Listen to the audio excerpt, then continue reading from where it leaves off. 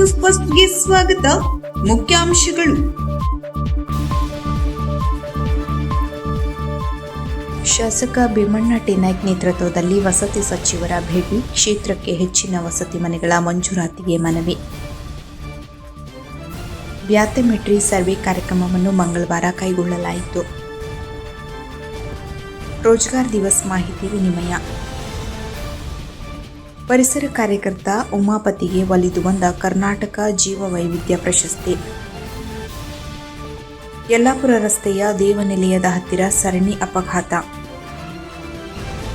ಮನರೇಗಾ ಕೂಲಿಕಾರರ ಸಮಸ್ಯೆ ಆಲಿಸಿದ ಜಿಲ್ಲಾ ಪಂಚಾಯತ್ ಸಿಇಒ ದಿಲೀಶ್ ಶಶಿ.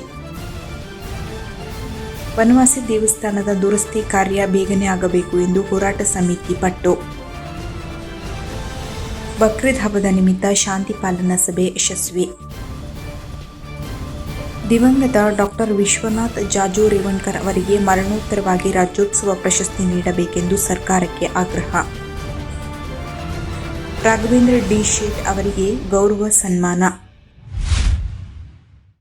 ಕ್ಷೇತ್ರದ ಸಾರ್ವಜನಿಕರ ಮತ್ತು ವಸತಿ ರಹಿತರ ಹಿತದೃಷ್ಟಿಯಿಂದ ಶಾಸಕ ಭೀಮಣ್ಣ ಟಿ.ನಾಯ್ಕ ಅವರು ಇಂದು ಬೆಂಗಳೂರಿನಲ್ಲಿ ವಸತಿ ಹಾಗೂ ಅಲ್ಪಸಂಖ್ಯಾತರ ಕಲ್ಯಾಣ ಸಚಿವರಾದ ಬಿ.ಝಡ್. ಜಮೀರ್ ಅಹಮದ್ ಖಾನ್ ಅವರನ್ನ ಭೇಟಿಯಾಗಿ ಸುದೀರ್ಘ ಚರ್ಚೆ ನಡೆಸಿದರು.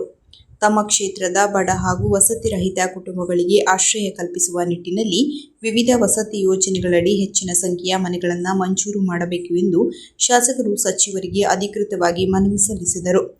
ಪ್ರಮುಖ ಚರ್ಚಾ ವಿಷಯಗಳು: ಹೆಚ್ಚುವರಿ ಮನೆಗಳ ಮಂಜೂರಾತಿ, ಕ್ಷೇತ್ರದ ಗ್ರಾಮೀಣ ಮತ್ತು ನಗರ ಪ್ರದೇಶಗಳಲ್ಲಿ ತೀವ್ರವಾಗಿ ಮನೆಗಳ ಅಗತ್ಯವಿರುವ ಅರ್ಹ ಫಲಾನುಭವಿಗಳ ಪಟ್ಟಿಯನ್ನು ಪ್ರಸ್ತಾಪಿಸಿ ಹೊಸ ವಸತಿ ಯೋಜನೆಗಳನ್ನು ಶೀಘ್ರವಾಗಿ ಅನುಷ್ಠಾನಗೊಳಿಸಲು ಕೋರಲಾಯಿತು.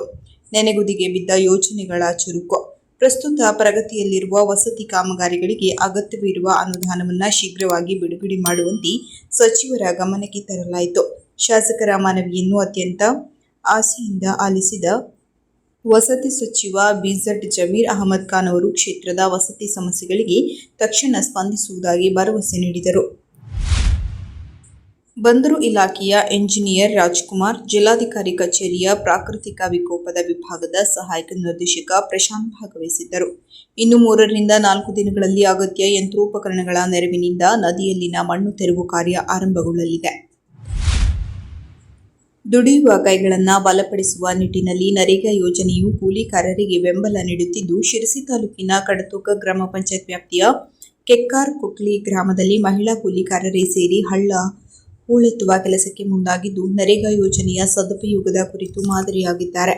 ಈ ಗ್ರಾಮದಲ್ಲಿ ನರೇಗಾದಡಿ ಸುಮಾರು 5 ಲಕ್ಷ ರೂಪಾಯಿ ವೆಚ್ಚದಲ್ಲಿ ಹಳ್ಳ ಹೂಳೆತ್ತುವ ಕಾಮಗಾರಿ ಪ್ರಗತಿಯಲ್ಲಿದ್ದು, ಸ್ಥಳೀಯ ಹೆಣ್ಣು ಮಕ್ಕಳು ಕೆಲಸಕ್ಕೆ ತಾವೇನು ಕಮ್ಮಿ ಇಲ್ಲ ಎಂಬಂತೆ ಗುದ್ದಲಿ, ಪಿಕಾಸಿ ಬುಡ್ಡಿ ಹಿಡಿದು ಊರಿನ ಅಭಿವೃದ್ಧಿ ಕಾಮಗಾರಿಯಲ್ಲಿ ತೊಡಗಿದ್ದಾರೆ. ಈ ವೇಳೆ ಕೂಲಿಕಾರರೊಂದಿಗೆ ನರೇಗಾ ಯೋಜನೆಯ ಮಾಹಿತಿ ವಿನಿಮಯ ಮಾಡುವ ರೋಜ್ಗಾರ್ ದಿನ ಆಚರಿಸಿ ಕೂಲಿಕಾರರಿಗೆ ಯೋಜನೆಯಡಿ ಸಿಗುವ ವೈಯಕ್ತಿಕ ಹಾಗೂ ಸಾಮುದಾಯಿಕ ಸೌಲಭ್ಯಗಳು, ಕೂಲಿಕಾರರ ಕೆಲಸದ ಅವಧಿ, ಕೂಲಿ ಮೊತ್ತ ಹಾಗೂ ಕೆಲಸಗಾರರ ಆರೋಗ್ಯ ವಿಮೆ, ಇ-ಕೆವೈಸಿ ಮಾಡಿಸಿಕೊಳ್ಳುವ ಕುರಿತು ಪಂಚಾಯತ್ ಅಭಿವೃದ್ಧಿ ಅಧಿಕಾರಿಗಳಾದ ಹರಿಣಿ ನಾಯ್ಕ ಹಾಗೂ ಐಇಸಿ ಸಂಯೋಜಕಿ ಪೂರ್ಣಿಮಾಗೌಡ ಮಾಹಿತಿ ನೀಡಿದರು. ಎನ್ಎಂಎ ಹಾಜರಾತಿ ಕಡ್ಡಾಯವಾಗಿರುವುದರಿಂದ ಕೆಲಸಕ್ಕೆ ಸಮಯಕ್ಕೆ ಸರಿಯಾಗಿ ಹಾಜರಾಗಬೇಕು. ಅಳತೆಗೆ ತಕ್ಕಂತೆ ಕೆಲಸ ಪೂರೈಸಿದರೆ ಮಾತ್ರ ಪೂರ್ತಿ ಕೂಲಿ ಹಣ ಸಂದಾಯವಾಗುತ್ತದೆ ಎಂದು ತಾಂತ್ರಿಕ ಸಹಾಯಕಿ ಜ್ಯೋತ್ಸ್ನಾ ತಿಳಿಸಿದರು. ಈ ಸಂದರ್ಭದಲ್ಲಿ ಗ್ರಾಮ ಪಂಚಾಯತ್ ಕಾರ್ಯದರ್ಶಿಗಳು, bill collector BFT Sridhar Patkar ಹಾಜರಿದ್ದರು. ಕಳೆದ 30 ವರ್ಷಗಳಿಂದ ಪರಿಸರ ಕ್ಷೇತ್ರದಲ್ಲಿ ಸೇವಾ ಕಾರ್ಯ ಮಾಡುತ್ತಿರುವ ಸಮಗ್ರ ವಿಕಾಸ್ ಟ್ರಸ್ಟ್ ಸಂಸ್ಥೆಯ ಅಧ್ಯಕ್ಷ ಉಮಾಪತಿ ಭಟ್ ಕೆವಿ ಇವರಿಗೆ ಪರಿಸರ ಕ್ಷೇತ್ರದಲ್ಲಿ ಗಣನೀಯ ಸೇವೆ ಸಲ್ಲಿಸಿದ ವ್ಯಕ್ತಿಗಳಿಗೆ ಕೊಡಲ್ಪಡುವ ಕರ್ನಾಟಕ ಸರ್ಕಾರದ ಪ್ರತಿಷ್ಠಿತ ಕರ್ನಾಟಕ ಜೀವ ವೈವಿಧ್ಯ ಪ್ರಶಸ್ತಿ ಲಭಿಸಿದೆ. 2026 ಮೇ 22ರಂದು ಬೆಂಗಳೂರಿನ ವಿಧಾನಸೌಧದಲ್ಲಿ ನಡೆಯುವ ವಿಶ್ವ ಜೀವ ವೈವಿಧ್ಯ ದಿನಾಚರಣೆಯ ಸಂದರ್ಭದಲ್ಲಿ ಈ ಪ್ರಶಸ್ತಿ ಪುರಸ್ಕಾರ ನಡೆಯಲಿದೆ. ಶಿರಸಿ ಯಲ್ಲಾಪುರ ರಸ್ತೆಯ ದೇವನಿಲಯದ ಸಮೀಪ ಬಸ್, ಲಾರಿ, ಮಿನಿ ಗೂಡ್ಸ್ ವಾಹನ ನಡುವೆ ಸರಣಿ ಅಪಘಾತ ಸಂಭವಿಸಿದ ಘಟನೆ ನಡೆದಿದೆ. ಇದರ ಪರಿಣಾಮವಾಗಿ ಸಂಚಾರ ವ್ಯವಸ್ಥೆ ಅಸ್ತವ್ಯಸ್ತವಾಗಿತ್ತು.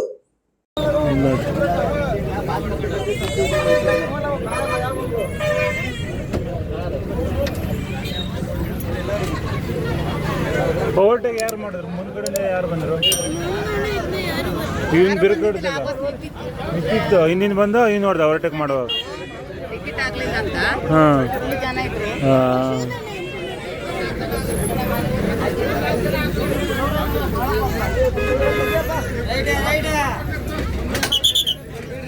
अनानस की गाड़ी और ट्रक, हलियाल की गाड़ी, यल्लापुर. ಜಿಲ್ಲಾ ಪಂಚಾಯತಿಯ ಮುಖ್ಯ ಕಾರ್ಯನಿರ್ವಾಹಕ ಅಧಿಕಾರಿ ಡಾಕ್ಟರ್ ದಿಲೀಶ್ ಶಶಿ ಗುರುವಾರ ಮುಂಡಗೋಡ ತಾಲೂಕಿನಲ್ಲಿ ವಿವಿಧ ಗ್ರಾಮ ಪಂಚಾಯತ್ ಸರ್ಕಾರಿ ಕಟ್ಟಡ ಹಾಗೂ ಕಾಮಗಾರಿ ಸ್ಥಳಗಳಿಗೆ ಅನಿರೀಕ್ಷಿತ ಭೇಟಿ ನೀಡಿ ಪರಿಶೀಲಿಸಿದರು. ಮುಂಡಗೋಡ ತಾಲೂಕಿನ ಮಳಗಿ ಗ್ರಾಮ ಪಂಚಾಯತ್ ವ್ಯಾಪ್ತಿಯಲ್ಲಿ ಮಹಾತ್ಮ ಗಾಂಧಿ ನರೇಗಾ ಯೋಜನೆಯಡಿ ಸ್ಮಶಾನ ಕಟ್ಟೆ ಕೆರೆ ಹೂಳೆತ್ತುವ ಕಾಮಗಾರಿ ಸ್ಥಳ ಪರಿಶೀಲಿಸಿ ಕೂಲಿಕಾರರೊಂದಿಗೆ ಸಂವಾದ ನಡೆಸಿದರು.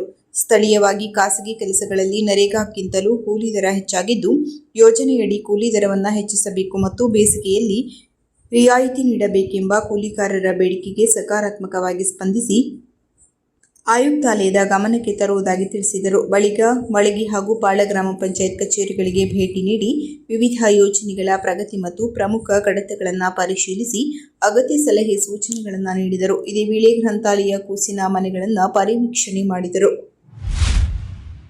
ಇತಿಹಾಸ ಪ್ರಸಿದ್ಧ ಶ್ರೀ ಕ್ಷೇತ್ರ ಬನವಾಸಿಯ ಶ್ರೀ ಮಧುಕೇಶ್ವರ ದೇವಸ್ಥಾನದ ಸೋರಿಕೆ ವಿಷಯದ ಬಗ್ಗೆ ಪುರಾತತ್ವ ಇಲಾಖೆ ಅಧಿಕಾರಿಗಳ ಜೊತೆಗೆ ಹೋರಾಟ ಸಮಿತಿ ಪದಾಧಿಕಾರಿಗಳು ಚರ್ಚೆ ನಡೆಸಿ 1 ವಾರದಲ್ಲಿ ದೇವಸ್ಥಾನ ಸೂರದಂತೆ ಮಾಡಿಕೊಡಬೇಕು ಮತ್ತು ಯಾವುದೇ ಕಾರಣಕ್ಕೂ ಟಾರ್ಪಲ್ ದೇವಸ್ಥಾನ ಮೇಲೆ ಹೊದಿಕೆ ಮಾಡದಿರಲು ಪಟ್ಟು ಹಿಡಿದರು. ಈ ವರ್ಷ ಟಾರ್ಪಲ್ ಅನಿವಾರ್ಯ, ಮಳೆ ನಿಂತ ಕೂಡಲೇ ದುರಸ್ತಿ ಕಾರ್ಯ ನಡೆಯಲಿದೆ ಎಂದು ಪುರಾತತ್ವ ಇಲಾಖೆ ಅಧಿಕಾರಿ ರಾಕೇಶ್ ಹೇಳುತ್ತಿದ್ದಂತೆ ಸಿಟ್ಟಿಗೆದ್ದ ಹೋರಾಟ ಸಮಿತಿ ಅಧ್ಯಕ್ಷ ಉದಯಕುಮಾರ್ ಕನ್ನಳ್ಳಿ, ಯಾವ ಕಾರಣಕ್ಕೂ ಟಾರ್ಪಲ್ ಬಳಸುವಂತಿಲ್ಲ, ನಿಮ್ಮ ನಾಟಕ ನೋಡಿ ಸಾಕಾಗಿದೆ ಎನ್ನುತ್ತಾ ಸದ್ಯ ತಾತ್ಪೂರ್ತಿಕ ಬಂಧ ಬಳಸಿ ಸೋರಿಕೆ ತಡೆಗಟ್ಟಬೇಕು ಮತ್ತು ಮಳೆಗಾಲ ಮುಗಿದ ಬಳಿಕ ಶಾಶ್ವತ ಕಾಮಗಾರಿ ಮಾಡಬೇಕು ಎಂದರು.